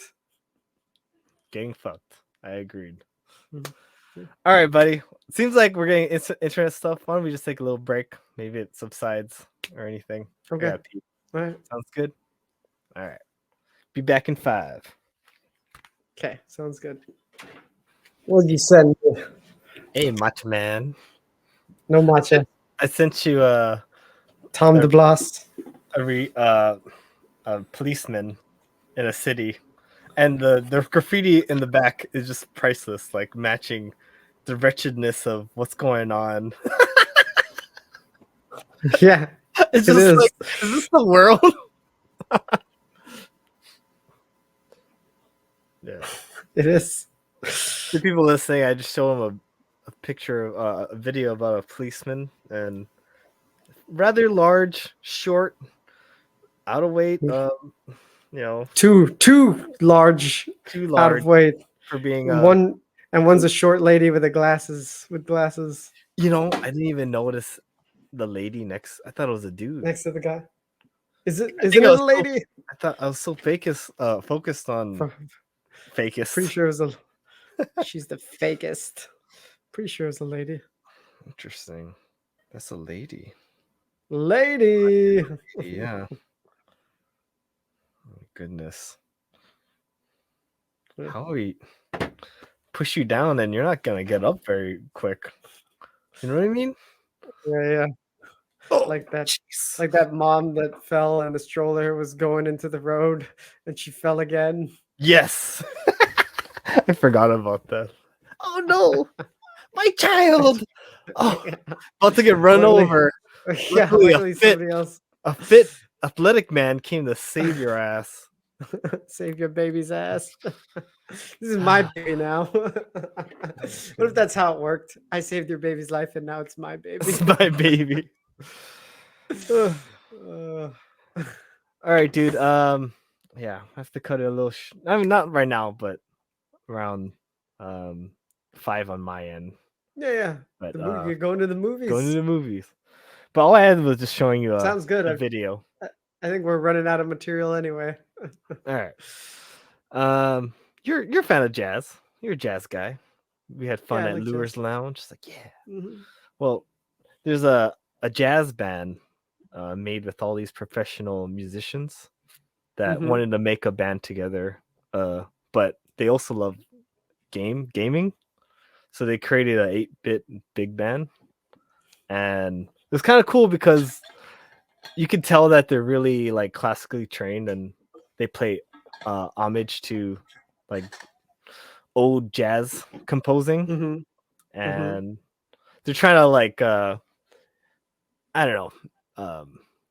I guess people don't take the music scores and stuff of gaming seriously, but they're trying to like change the image of it, and I thought it was pretty cool. Like there might be a certain song that you might know from Nintendo 64 that might sound familiar to you.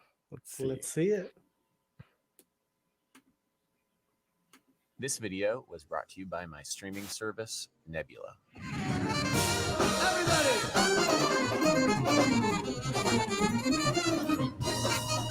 A couple of weeks ago, I played video game jazz music to a crowd of over 3,000 people. Over 3,200 people. The biggest show in MagFest history. This was at MagFest, a video game and music conference held in National Harbor, Maryland. What I found there was a vibrant scene of young people hungry for jazz big band music. This is the line for a jazz big band concert. It's absolutely wild. Only video game music, man. Only video game music. Level 1. The Great Video Game Songbook. Ladies and gentlemen, welcome to the 8-Bit Big Band at MagFest 2023! I'm Charlie Rosen. I'm the band leader and arranger for the 8-Bit Big Band.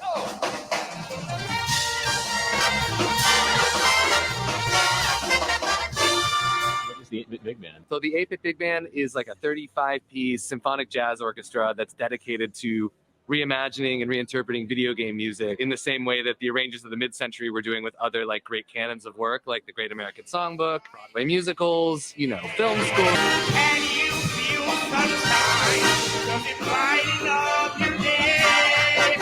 Just feel the time, and you will be far away.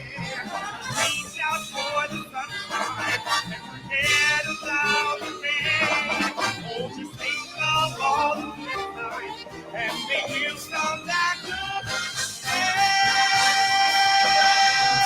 The idea being that like now we're in a generation where video game music has been around long enough that it is itself an equally as important and vast catalog of music that is now set to be able to be reinterpreted. And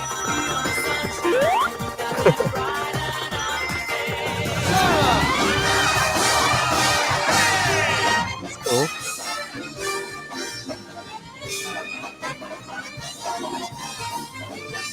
Sonic. you're a Sonic fan, you're probably, oh, this is my song. In the same way that the great, Not me, man, but that's cool. Nelson Riddle, we're doing with the Great American Songbook. We now have the Great Video Game Songbook.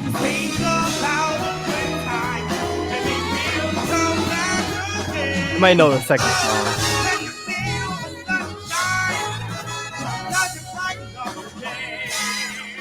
Whole generation of people that grew up with this music that is now fodder for us to riff on and reinterpret.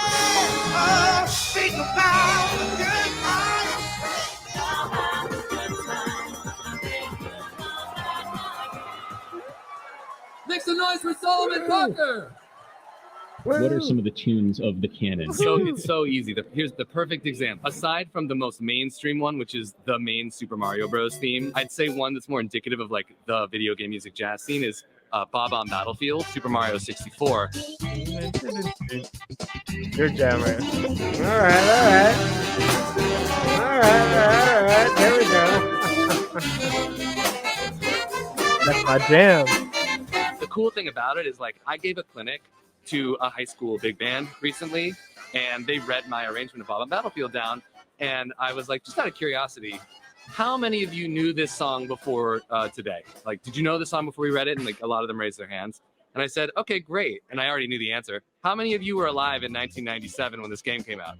Literally me and the teacher raising our hand. This one's called Bob on Battlefield from Super Mario 64. Anyone played that game? Hey, we're old, dude. That's an old one, huh? But it's the same thing as like we all play all the things you are, but nobody knows that it's from a 1930s musical called Very Warm for May. We just play it because it's a standard. It's part of a canon. Yeah, like All the Things You Are is found in every coffee-stained real book, that great tome of the jazz canon. But the tune started as 1930s pop music. Jazz musicians in the 1940s covered the tune, most notably Charlie Parker and Dizzy Gillespie, who used it as a vehicle for bebop improvisation, which in turn inspired more musicians to cover the tune as a vehicle for their bebop improvisation. Pretty soon, it was just expected by audiences and musicians alike that jazz musicians play All the Things You Are. The repertoire, the craft, and the art all kind of go hand in hand because of the tradition of playing this tune. We're seeing that process unfold right now with Bob on Battlefield and other video games. They would if you asked. Playing video game jazz, chances are you've tried your hand at an arrangement. People will then become familiar with the music from these arrangements, not from their original video games, and the video game music canon will continue long after the video games from which they come. It's like, who's that song from? A lot of my own personal back in the experience day with this music anyway. Like, I know how to play the tune Still Alive. This was a triumph. But I've never played the game that it comes from, Portal. Instead, I'm familiar with the tune because of the arrangement that the 8-Bit Big Band did with Benny Benack and the style of Frank Sinatra. This was a triumph. This is a good game. I love this song. Reference for the music is a but if you don't know the interpretation game, of it, which is like how jazz musicians relate to All the Things You Are. That's what it is now. It's like, and then maybe we go back and discover like, oh, this is from a Broadway musical, whatever. And now it's like kids can play Bob on Battlefield and say like, oh, I should go back and play that game, you know, like retro game. So it's like a parallel. Please welcome Eli Bishop on the violin, everybody. Level 2. Ludo Jazz. I guess you didn't play this one. GameCube. You didn't have a GameCube.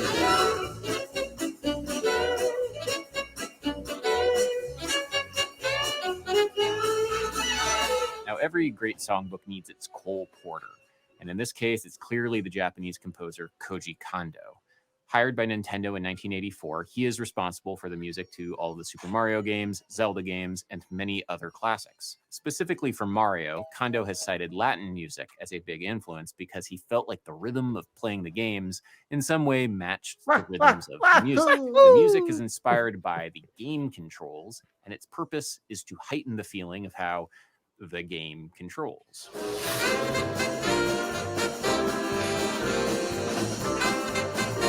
Gotta have So the rhythmic feel of the gameplay of certain styles of video game music pairs well with the rhythmic feel of certain styles of jazz music. Yeah, I was gonna say, The I feel melody like is the important here, Mario too. music is The good. composer for It's Chrono good for Trigger, jazz. Yasunori Yeah, Mitsuda, would notes translate that well. early game systems' limited sound meant that composers had to focus on melody. Lyrical melodies Limited were sound. necessary in storytelling. Different melodic motifs would be associated with different characters and, yes, different levels.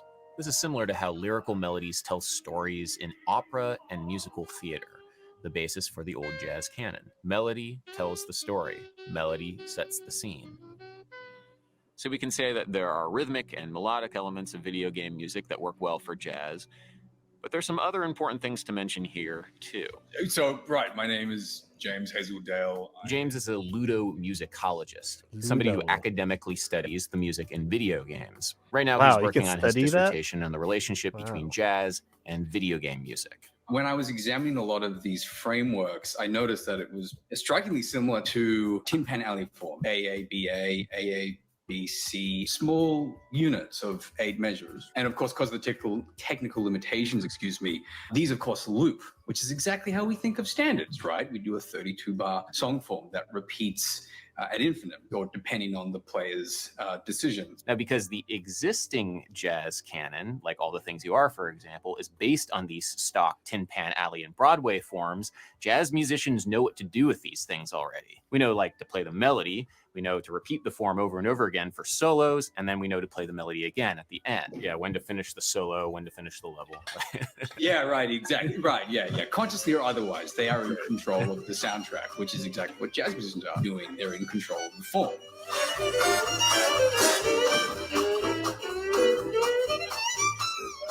So going beyond the surface Gotta have that stylistic finger. similarities in the melodies and the rhythms of classic video games to jazz, formal elements become important also. These artists are engaging with the most popular medium, like jazz musicians were dealing with the most popular medium of their time. These are melodies that audiences recognize.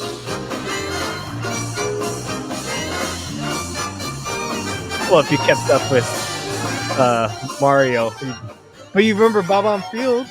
At least I do.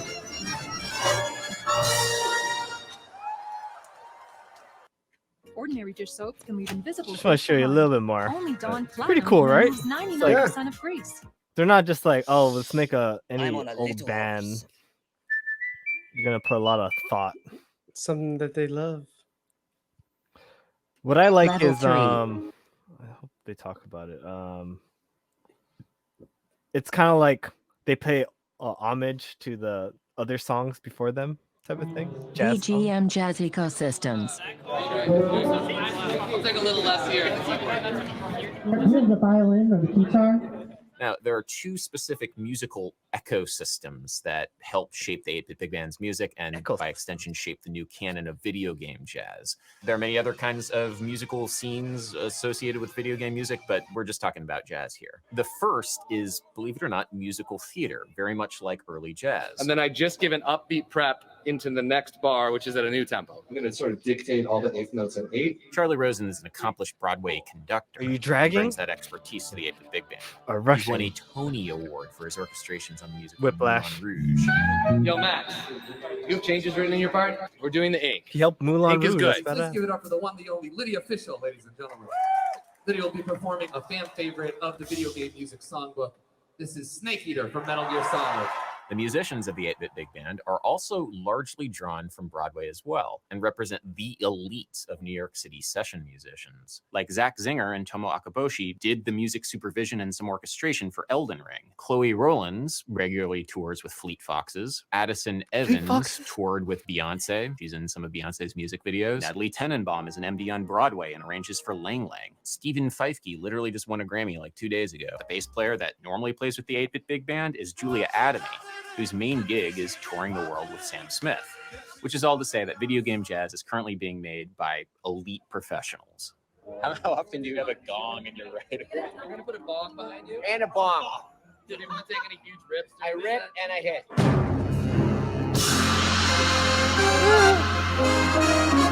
Sounds like James Bond, right? I think that's what they're trying to go for in this game. Snake Eater.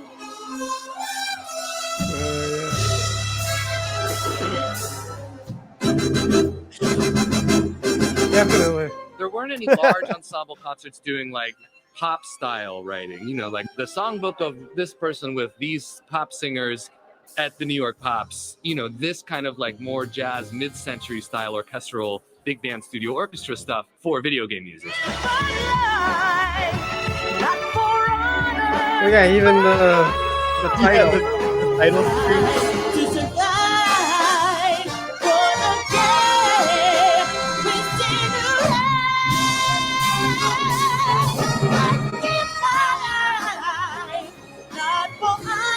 That'd be so cool to see live. You know, we have improvising, we have singing, pop style, you know? So that's the hole I wanted to fill. As it relates to the jazz scene, it's unclear. They don't It's like unclear. it, the jazz people. Level 4. Video game Jazz is music. unclear. You know who he is. Please make some noise for Insane in the Rain. The second musical ecosystem that feeds the 8-bit big band comes from young jazz musicians who are steeped in video game music as well as jazz. Hey everyone, my name is Carlos Eni, also known as Insane in the Rain online. I've performed jazz arrangements of video game music on my YouTube channel and also at various video game conventions. And I'm also a video game composer, so I write music for video games. There's, of course, also the J-music maestro himself, Patrick Bartley, who has his foot firmly both in the traditional jazz ecosystem as well as video games. Hey everybody, my name is Patrick Bartley, and I'm a saxophonist and the leader of the J-Music Ensemble. And because of my deep passion for it all, I've dedicated maybe the past 10 years or so to studying the vast worlds of Japanese pop, anime, and video game music. And with my experience in the historic and contemporary traditions of real authentic jazz, let's just say that I'm trying to get down to the truth of it, if you know what I mean.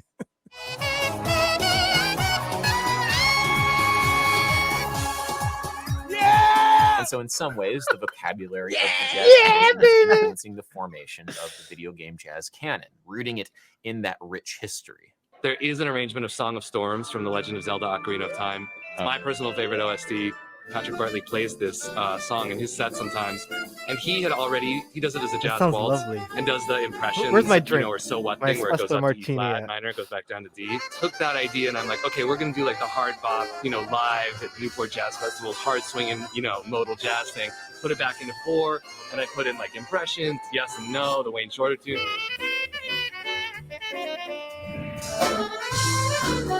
Putting in old shit in.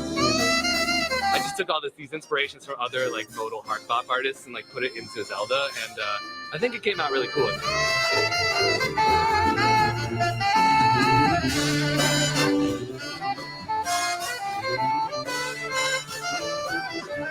Snap at the bass.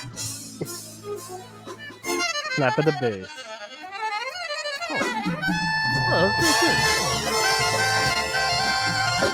This mashup thing that Charlie Rosen's doing here is not just for the lulz.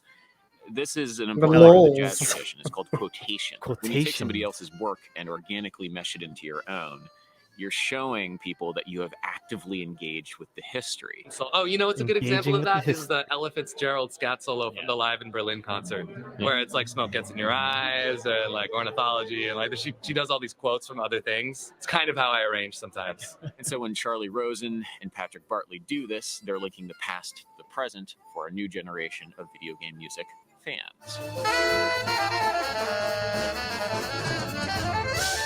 There's clearly a desire to connect this music to the tradition, whatever that might mean, but not everybody sees it that way. Who are these haters?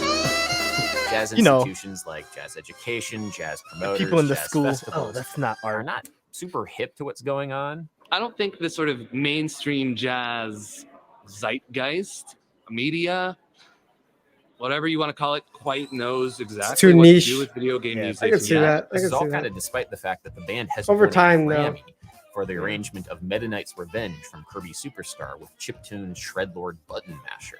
This is an incredibly new entry into that world that's coming at it not directly, you know, it's from another angle. We're going to be performing our Grammy Award-winning arrangement of Meta Knight's Revenge. I played on the recording too, which I guess means that I won a Grammy. Technically, maybe. I'll say I did. I won a Grammy. Hey!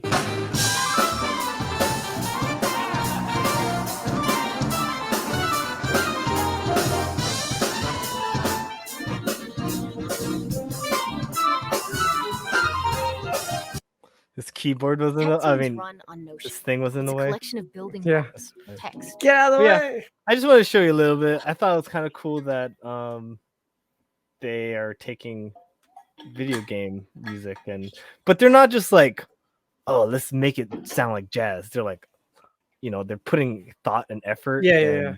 They're like, using they're that as actually- the source and making new arrangements and Yeah, it's pretty cool. And paying back to the traditions and like, hey, I'm gonna put this in my song. Call back to anyone that knows this in jazz. Like, I see what you did there. Yeah. Like, oh, it's like Easter eggs for jazz people. Quotation. Oh fuck. So I think that's really cool that they do that, and that it's a very niche thing. But if they ever come around, I would love to hear some live big band music. I might not know all the music, but I think but it'll still be a good time. Yeah. And it was funny, that video they showed, I think it was during 2020, but while I was listening, like, oh, this is a really good set. Like, it's an hour and a half set of that big band. It's like, hey everyone, just got news. They want you to, like, you guys are too bunched together. I was like, oh, this is COVID days. Oh, you need a separate. Really? Yeah. I was like, oh shit. Man. And I'm just laughing because everyone's having a good time, and it's naturally gets closer because all the jumping and stuff.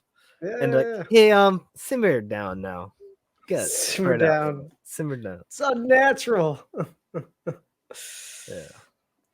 But anywho, thanks for watching that. Seeing my little interests that I like there.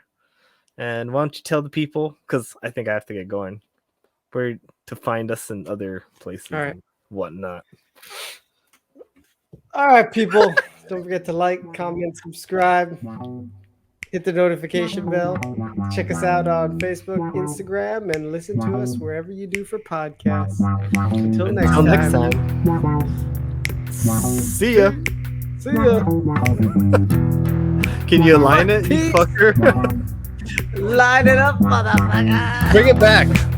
Go like this. Maybe you're so close. That's why. Because I just go like this.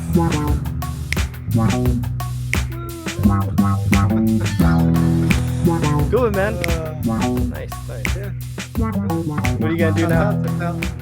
Yeah, ta-ta, guys. Take care of some chores and taking care of business.